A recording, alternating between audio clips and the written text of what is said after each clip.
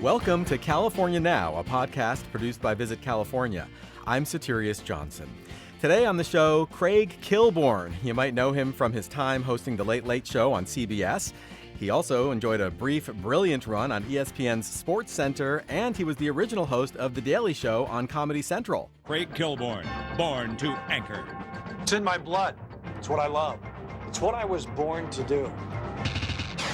Craig Kilborn spells it out for you only on The Daily Show. When news breaks, we fix it. These days, Craig, a.k.a. Lord Kilby, dedicates his time to the finer things in life: chilled martinis, elegant cuisine, ascots, enjoying California, and podcasting with his new show, The Life Gorgeous. Ladies and gentlemen, because of the success of my iconic Instagram, Mr. Craig Kilborn, the young people are clamoring for me to do a podcast, and I love giving back. Coming soon, the Craig Kilborn podcast, The Life Gorgeous, a celebration of living the right way. In a given episode, he and a guest might discuss sports, music, favorite movies, and their love of pie. Welcome to California Now, Craig. Hey, thank you for having me. Very exciting. Yeah, so let's start with your new podcast, The Life Gorgeous. In the trailer, you say people demanded it. Talk about that and how you decided to respond with the show. Well, a few years ago, 2018, I joined Instagram mainly for my nieces because I wanted them to know their uncle was funny.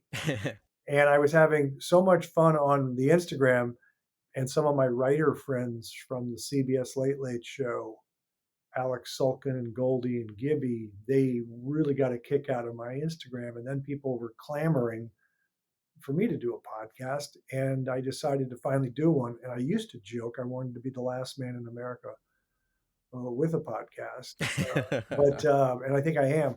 But no, it's going well. We've only been doing it a couple months, but I've had some fun with it. It's called The Life Gorgeous. Yeah, it's really great. I mean, what would you say is the organizing principle of the podcast? I mean, do you have a master plan? Not yet. That's a good question. I probably should. I'm just having fun, and I don't put too much pressure on myself. It's not like a network a television show. It's just me in my mahogany paneled den, and I talk about things that I want to talk about. You know, my favorite movies and the guests' favorite movies. And that's always enjoyable because I'm a bit of an old soul, and I grew up watching Hitchcock movies, Alfred Hitchcock movies. And it's interesting to hear what other people say. A lot of people have said Jaws. For their favorite movie. Yeah, for one of their five. Uh-huh. And I remember seeing it in the 70s when it came out, but I didn't put it in my top five. But it's interesting. And then we talk about Italian food, and it's just kind of, I would say, positive, a little irreverent. And I think we've gotten into a few, maybe a couple serious subjects, but not too much. So it's fluid, and I'm enjoying it. Yeah, it's great. Well, how has the response been so far?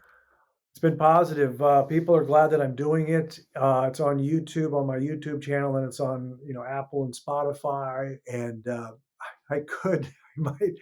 I might take breaks, though. I haven't decided how consistent I'll be, but it's the response has been everyone's very grateful that I decided to do one. Yeah, well, that's the great thing about podcasting is that you can do it, on a regular basis, or you can take a little break. It's not like, a network show where you have to do it every night or every week.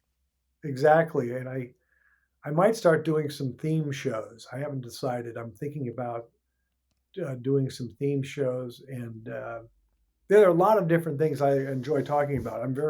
I'm into architecture. I live in a 1923 home. Previously, I lived in a Dennis Hopper's old house behind the Chateau Marmont, which was built in 1927. And when I travel, I like to stay in old historic hotels if I can. And I should point out, I know what this podcast is about, California travel, which is right in my wheelhouse because I loathe flying. So I tell my girlfriend, we're just going to drive. I love road trips. I can pack as many blazers as I want, as many loafers, and we take trips Southern California, but mostly Northern California. Yeah, we've done a lot of episodes on road trips, California road trips. So you should check that out. Maybe you should do like a travel theme on The Life Gorgeous. Yeah, I should. I mean, I do mention a lot of the hotels and restaurants I like, and I'll probably do it today with you. You know, I grew up in Minnesota, and we romanticized about the West Coast. And my introduction to California was my senior year in college during spring break. I flew into San Francisco Airport SFO, and my brother, who was working in Silicon Valley, was living in the city, and he picked me up and drove me into San Francisco. And he saw my eyes and my mouth, and he goes, "She's a beautiful lady." So San Francisco is my favorite city in America. It's the most European city, and that was my introduction to California was San Francisco. Did you kind of just have a sense that this was going to be, a major part of your life? Was that kind of like a dawning moment? Well, when you grew up in Minnesota, it's so cold, and I didn't know it. My brother and I, we didn't know it was so cold. We just we had a very happy childhood. My dad was very funny. My parents were happily married. They didn't really talk to each other, but I'm kidding. But they were married forever. And we California there was something special about it. And Northern California was my first introduction, and my favorite place in the world is actually Carmel by the sea, and I Hmm. lived there for 3 years when I was doing local TV in Salinas, Santa Cruz, Monterey, Hmm. the 110 market. They number the markets. So I'll be up in Carmel in a few weeks, actually. Oh, that's great. It sounds like you really get around the state. Yeah, I live in an area in Los Angeles called Hancock Park, which is a historic area, 1920s homes. And then I have a place, little vacation home out in the Palm Springs area, the desert. And the desert's a whole different vibe. A lot of live music at the restaurants, a lot of happy hours, a lot of very relaxing, a lot of hiking. And that's, if you're going to eat out a lot, I do recommend hiking as much as possible. Good advice. Absolutely. Burn off those calories. Absolutely. Getting back to the podcast for a minute. I mean, how much prep do you do for each episode? I mean, and how much of it just kind of happens in the moment? I do some research. I want to have areas that are interesting to talk to the guest about. So I'll write down a bunch of areas and questions, and then I do something called the Life Gorgeous Quiz, which is simple questions, profound insights. And I'll ask, what's your favorite pie? And what's your first concert? And a variety of questions. And then we do the top 5 movies. But I'll start adding more segments, and I do some research because I want to make sure it's not just rambling. Even though some podcasts people enjoy that rambling, I guess. Mhm. But I want to make sure there's a point behind some of the questions and some of the areas that we talk about. So I do a little research. Yeah, I think that's a good thing. yeah. I know it might be hard to choose, but is there an episode or two that Lord Kilby aficionados might want to download first? It's a good question. Let's think. I have to remember what we did. It could be. Well, I had fun with Ryan Russillo. The first podcast was pretty fun. Mike Gibbons. He was a writer producer on my old CBS show. We had a nice chat about a lot of different things. But people also liked when I had Michelle Beadle on. So Hmm. I just gave you 3. Yeah. Peter Schrager was very good from the NFL Network. So I don't know. Those 3 or 4 you can start with whichever one you want. Hmm. What about newcomers who maybe haven't heard your catchphrases and don't know you as the 5 questions guy? I mean, will they appreciate the podcast too? Yeah, the comments are saying that the young people. I don't know who this Kilborn is, but he's fun. I mean, I don't know. I mean, the Instagram is definitely my sensibility, and it's I guess it's tongue in cheek. Do I really wear ascots out and about? I wear them around the house, but I don't know. It's kind of aristocratic, and I'm an Anglophile. I'm English on both sides of my family, and a lot of it carries over to the podcast. The Life Gorgeous. It's positive. I take questions. I forgot to mention. Yeah, Hmm. you can leave a voicemail at the YouTube channel, and I take questions from the viewers, and Yeah, I mean, it's sometimes they ask about martinis, sometimes they ask about restaurants. I think restaurants really are what get people excited because even before I started the podcast, for years, people starting at ESPN, then at Comedy Central, then here at CBS in LA, friends would say, I'm going to finally go to Carmel. What restaurants do you recommend? Where should we go? And I don't know if you've been up to Carmel. I have, yeah. Okay. The thing about it is you have Carmel by the Sea, which is the little village right on the beach there. Hmm. And that's where I lived. I lived next to Katie's Place, which is known for Eggs Benedict, ladies and gentlemen. Katie's Place. I lived in a studio apartment. But next to that, you have Pebble Beach, and that has the golf courses, Spanish Bay and Cypress and Pebble Beach. But the area is called Pebble Beach, and they have the Pebble Beach Lodge there where you can stay. And then they have another place called Spanish Bay, which is just wonderful. And I took a lady friend there years ago. She was from New York, and we would sit outside and have a drink near at sunset. It was right outside of the restaurant Roy's, and right around 5, the bagpiper will play, and then these deer start running as he's playing because there are a lot of deer in Pebble Beach. And my lady friend was like, "Is this all staged? This is like magical. You got a bagpiper, and then you've got deer running. It's like it's a fairy Like cue the tale." deer. Yeah. Right, yeah. But when you're up there in that area, the Monterey Peninsula, you have Carmel by the Sea, you have Pebble Beach, then you have a little place that's underrated called Pacific Grove, which is great. And then you have Monterey, and everyone knows, the sardine factory and Cannery Row. And then you have Carmel Valley, which is Hmm. inland and always sunny because Carmel has that wonderful cloudy, moody weather, just like San Francisco. But Carmel Valley, just a few minutes inland, is always sunny. And there's some really nice places out there, the Carmel Valley Ranch, Quail Lodge, a lot of golf courses, but a lot of restaurants and resorts. And then you have to the south a place called Pacific's Edge at the Hyatt in Carmel Highlands. And the Carmel Highlands is kind of on jagged rocks on the coastline. In Basic Instinct, Sharon Stone's home was right there. And Pacific's Edge restaurant at the Carmel Highlands is one of my favorite restaurants. It's got a great view.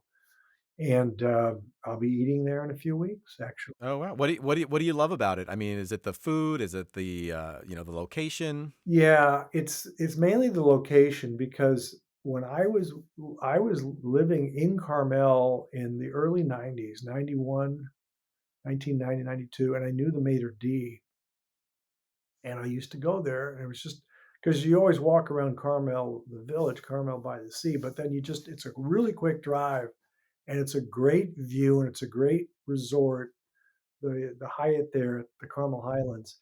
And I guess it's just memories. They have a thing called the Sunset Lounge, which is it's all glass overlooking the coastline. These windows and Yeah. the Sunset Lounge. I remember getting there once. I was with my current girlfriend, who I sometimes call my wife. We've known each other 20 years, Hmm. and we got there. I said we got to get there early because you can see the sunset. And I was spaced out where I got there around 5:30 or 6, and I forgot, but I wasn't paying attention to what time of year it was. Mm. So the sun didn't set for a couple hours because we were there in summer. So but we just we went bar hopping and it was fun. It was the one Uh-huh. time I kind of spaced out because it was our first trip together, and I hadn't been up there in a while. So, It seems like you really like a good sunset. well, I seem that way. It was mainly for her. The funny thing is, I've actually said this, that pre-war architecture is like a wonderful sunset to me. Mm. Don't waste a drink on a subpar setting. So I'm not going to go to a biker bar and have a martini. I'm going to go to in Carmel, it might be the Cypress Inn, which is Doris Day's hotel. Hmm. It's called Terry's Lounge. So I might go there and have a drink. Mm-hmm. Mm-hmm. So basically, like you spend your time basically between L.A. and Rancho Mirage near Palm Springs. What do you like most about the California desert out there? The words that we use when we try to explain it to people is we just say it's magic. It's so relaxing. It's so different. There's not the traffic. The air is different. The space, it looks different, obviously, and it's just one big exhale. So it's very, very peaceful, I would say. What are some of the haunts that where fans might bump into you? Well, we don't want to give those away, but no, I will. Well, I'll risk that. Well, the famous ones, like there's a famous one in Palm Springs called Melvin's, Hmm. and a lot of people know that one. That's they've got the Sinatra napkins, and it's the last. It's I'm pretty sure it's still kind of the decor is stuck in the '70s, and it's kind of kitschy and hilarious. They have live music. There's a place called Copley's, which is a nice restaurant in Palm Springs, and it used to be part of Cary Grant's estate. Let's see, there's a place near the tennis club called Spencer's. There's an area as you go east of Palm Springs. There's an area called El Paseo.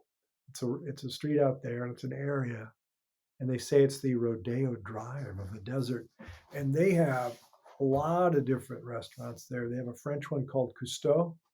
Hmm. They have Mama Gina's, which has a great Italian happy hour. There's one called Jillian's, which is a beautiful location. And let's see. And then if you go a little further east, one of my favorite places is Morgan's in the Desert, which is at the La Quinta Resort. The La Quinta Resort was actually my introduction to the desert, Hmm. and it's where Frank Capra wrote "It's a Wonderful Life." He was a resident there, and there's a Capra suite there. Wow, amazing. Yeah. So if you guys go to Morgan's in the Desert, the restaurant there, you go up to the bartender, Brian, Mhm. you say, Kilborn sent me. All And right. he might, depending upon his mood, he might give you a free drink or he might double charge you. We never know. That whole greater Palm Springs area is, it just seems to be all about like Yeah. cocktails and architecture, that whole like mid-century vibe, which is really great. And any chance you've tried I know you're a big martini fan. Any chance you've tried what's known as the $50 martini at Bar Cecil in Palm Springs? I have not. I read about that. Is it wait a second, is it caviar or what jacks it up? What jacks up the I, price? I believe they do have a side of caviar, and it's the sunchoke chips as well. Okay. Um, yeah, Palm Springs is, like you mentioned, mid-century. They have some beautiful homes there, and they have Frank Sinatra Drive. They have the Ritz-Carlton up there on Frank Sinatra Drive. They have the Edge restaurant up there overlooking. It's a stunning area. It's so different, and that's as you probably know in California, you have the ocean, the coastline, you have skiing, you have the lakes, you have the desert, you have everything, and I could tell you places I haven't been, and you'd be shocked. I mean, it's like when you tell people you haven't seen a famous movie, they go, "What? You haven't seen that movie yet? That's Hmm. upsetting." There are places, legendary places that I have not been in California because sometimes I just keep going back to the Monterey Peninsula, but Hmm. but Hmm. I like going up to San Francisco. I mean, I've been to Napa once, I've been to Yountville once, I've been to Tiburon, but I've been to Santa Rosa, I've been to Bodega Bay, I've been to Morro Bay, I've been to Carpinteria and Santa Barbara and Solvang. There's also a wonderful place, really nice young couple. They run a restaurant called Bells in Los Alamos. And we've spoken to them on the podcast, Oh, actually. they're great. Yeah, so that's Yeah, no, they're great. that's a Michelin. They got a Michelin star. Once you get a Michelin star, it's just kind of it helps your popularity. It's kind of fun. Yeah. Yeah, so tell me about your experience at Bell's. Like, what do you love about it? I had been to Los Alamos before. We had been through it, and it was really small, and we had a breakfast there. And then about a year later, my girlfriend says, "Hey, there's a Michelin star restaurant up there." And I go, "Let's go." It's just, but we love road trips. It's just so much Mm-hmm. fun. Mm-hmm. And so we went there, and let's see, Daisy is the chef, and her husband runs it, and they're just really nice. And we had a great meal, and I think it was a 7-course tasting menu when we were there. And then uh, they have another place in Los Olivos. I think it's called Bar La Côte, I think.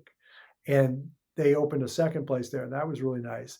And then I went back to Bell's for my birthday week back in August, and I took my brother and my girlfriend, and I just think it's cool that they chose such a small little town, if it's a town. It's just a Mm-hmm. couple blocks. That they chose this area to have this restaurant. I think it's really cool. Are there any other spots up the coast that you like to go to? There's gosh, I'd have to look it up. There's an Italian place in Carpinteria. I want to say it's called Gianfranco, Mm-hmm. and there are a number of restaurants near the beach there. They even have a Little Dom's or Dominic's, which they have down here in LA. They have one up there. Let's see. We sometimes stop in Ventura, Lure Fish House. There are a few of those. Lure Fish House. I'm obsessed with something called sand dabs. Oh, talk to me about the sand dabs. They kind of saute them with a little bit of a coating, maybe a little flour or something, and they're really moist, and they kind of melt in your mouth, and you feel like, oh boy, I bet you this is high in cholesterol or whatever. And you look it up and you research it, and they're actually healthy for you. And they usually serve it with white wine and capers, and Hmm.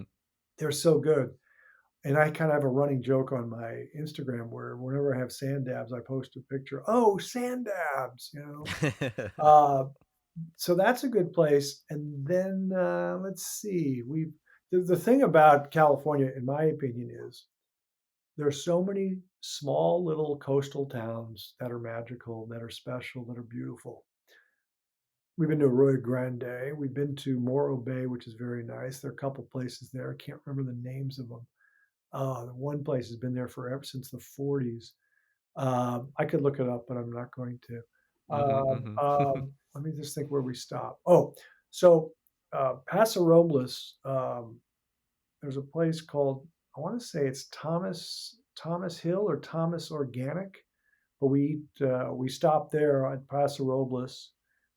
Yeah, there's some good restaurants up there. There's some Michelin star ones we haven't even been to yet. And then let's see, you go Carmel. I haven't even mentioned. Can I mention some restaurants in Carmel? Absolutely. I wanted to ask you about that. Yeah. My favorite is my friend Carrie Lotus owns L'Escargot with an L and an escargot, and it has a snail Mm-hmm. out front. And it's about 3 or 4 blocks north of Ocean. It's kind of hidden away. Very highly rated. All the locals know it. It's where I had my birthday, and I'll be there again soon. That's my favorite. Everyone else likes La Bicyclette. I've only had breakfast there, but all the tourists like that place. There's a place called 7D Steakhouse at 7th and Dolores, 7D, and that used to be a bank, and it's kind of a contemporary building, and it's a good space, and it's pretty stylish. They actually have this sirloin wrapped around a blue cheese olive martini, and everyone kind of gets excited. I said, "Yeah, it's more of a visual. I mean, but I had it once. I'll have it again." Mm. Let's see what else. Where else do I go? Grazings. Grazings is very good. That's where the locals go. And then in Monterey, you have Fandango, great sand dabs, and you have the famous sardine factory where they filmed a scene in a Clint Eastwood movie, "Play Misty for Me." Mm-hmm. Mm-hmm. So yeah, I mean, does it sound like I eat out a lot? I guess it does. Yeah, really. Well, you're a man of distinct taste, and you know what you like. Yeah, I will say this kind of stuns people. I'm very disciplined. I only have one martini a week, which is like some people are really disappointed when they hear that.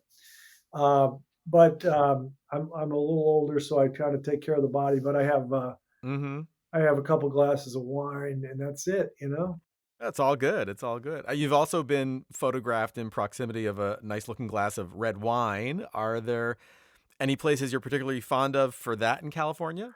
I do drink a lot of Paso Robles Reds. You know, we used to a few years ago. It was the Justin. We discovered Justin maybe 12 years ago or something. This is what I would say.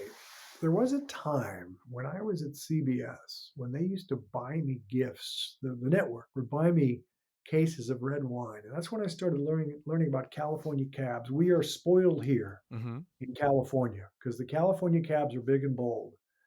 Even though I used to drink some Bordeaux from France, I just now I just kind of go red blends and cabs.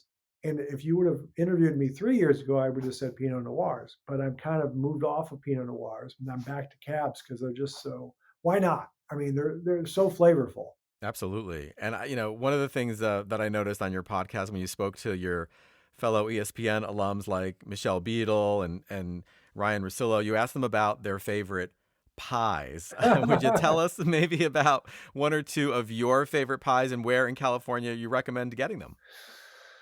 Well, I don't have a sweet tooth, but I like to talk about sweets because it's very funny. People get competitive with their pies. I asked them that on the podcast.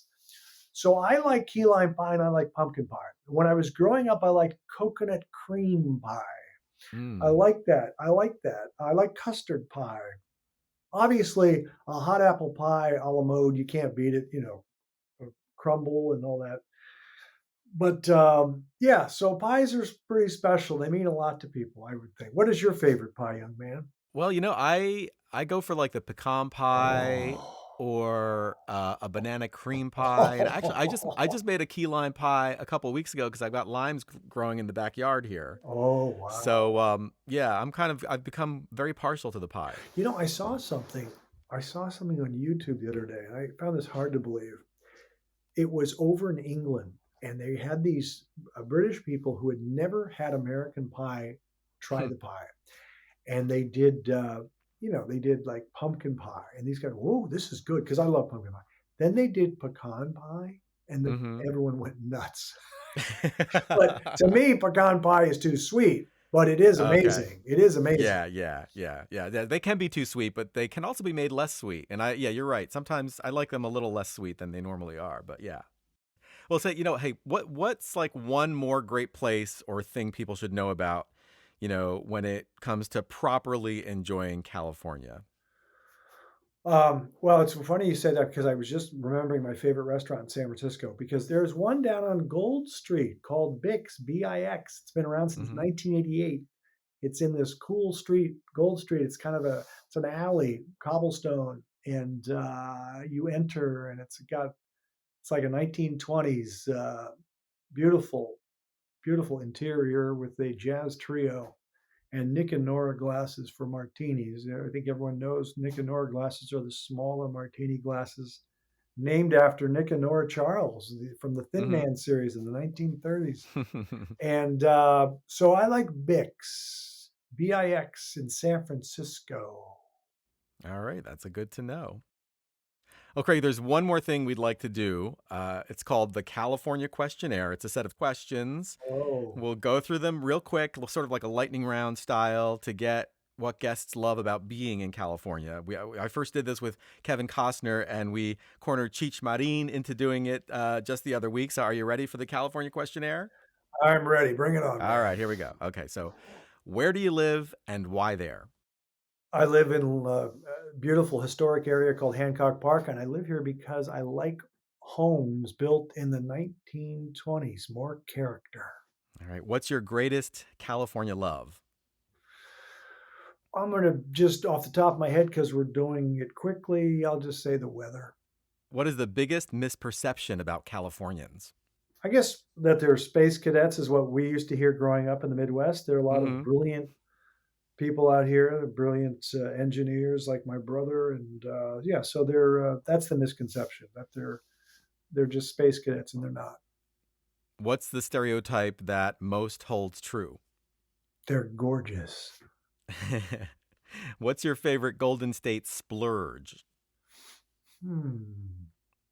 Chili dog at Pink's on La Brea. Let's say it's time for a road trip. Where are you going? I think you know, but I'll just Carmel by the Sea. If you could decree an official state culinary experience, what would it be? Well, I like L'escargot and Carmel, but I also like Bouchon up in Yountville. Those two, it's a tie. What does sustainability mean to you? The ability to have 2 martinis without falling asleep. Where would you go for the ultimate shopping spree?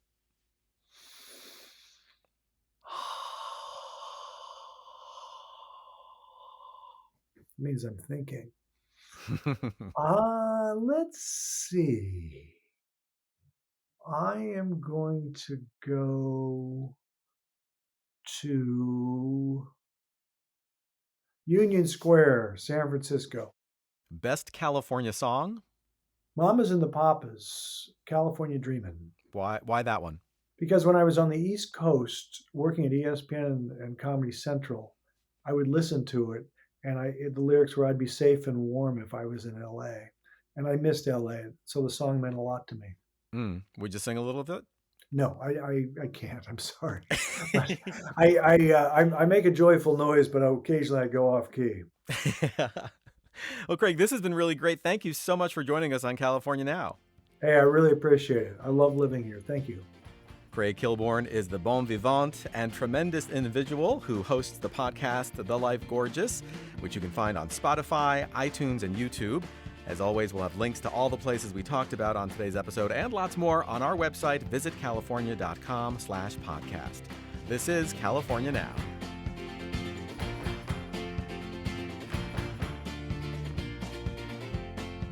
Thank you for listening to California Now. We hope to see you in the Golden State soon. This podcast is produced by Visit California. I'm your host, Soterios Johnson. You can find our show on Spotify, iTunes, Stitcher, or wherever you get your podcasts. And if you're looking for more travel ideas and inspiration, follow Visit California on TikTok. You'll meet insiders who share their favorite local spots and learn about all sorts of cool attractions like the 680-foot-tall Eureka Dunes in Death Valley and the Seven Bridges Hike in San Diego. Check it out. The TikTok handle is @VisitCalifornia.